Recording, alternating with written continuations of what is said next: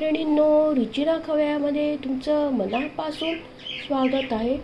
आपण आता सण सुरू होत आहे, आपण गोड सगळे पदार्थ करतच असतो। नारळाचा भात, खोबऱ्याची वडी। तर आज आपण बनवणार आहे कॅरेमल कोकोनट बर्फी। एकदम कमी साहित्यात झटपट होणारी ही आहे आणि मार्केटमध्ये जशी मिळते तशीच ही आहे, तशीच होते। चला बघूया आता आपण त्याच्यासाठी लागणारे साहित्य। एकदम कमी साहित्यात होते। आपण 1 कप साखर घेतलं, त्याच वाटीने आपण 2.5 कप डेसिकेटेड खोबरं घेतलंय। हे तुम्हाला मार्केटमध्ये मिळतं डेसिकेटेड, त्याच्याऐवजी तुम्ही ओलं खोबरं पण वापरू शकता। आणि 2 कप आपण हे दूध घेतलंय आणि हे मिल्क पावडर घेतले 1/4 कप आणि वेलची पावडर। आता आपण ना साखर ना कॅरेमल करायला टाकूया। याच्यात काही आपण बटर नाही, काही तूप वगैरे काहीच नाही टाकायची। मीडियम गॅसवर याला कॅरेमल होऊ द्यायचं। हे मेल्ट होत जाणार, तसा त्याचा कलर चेंज होणार। एकदम मार्केटमध्ये मिळते तशीच ही बर्फी होते। मीडियम गॅस ठेवायचा, नाही तर पटकन जळून।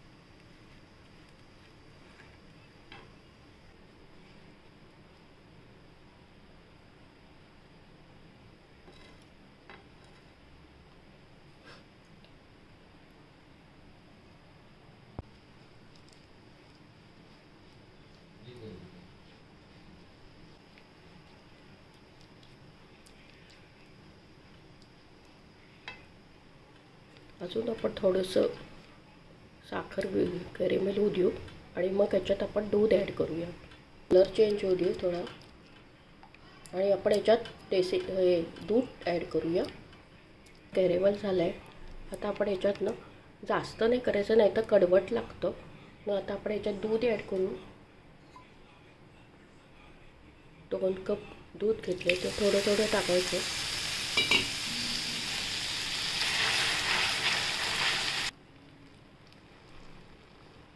टाकलं आहे तर हे उकळत आहे। आपलं एकदम स्टेक झालं आहे। आता आपण याच्यात डेसिकेटेड खोबरं टाकू। 2.5 वाटी ज्या वाटीने आपण घेतले त्याच्यात टाकूया। आणि आपण आता छान गॅस लो ठेवायचा। आणि कॅरेमेल करतात ते जास्त काळसर करू नका, नाही तर कडवट चव येते। आता बघा आपण याला सगळं मिक्स करून घेऊया। परत आपण मिल्क पावडर टाकली।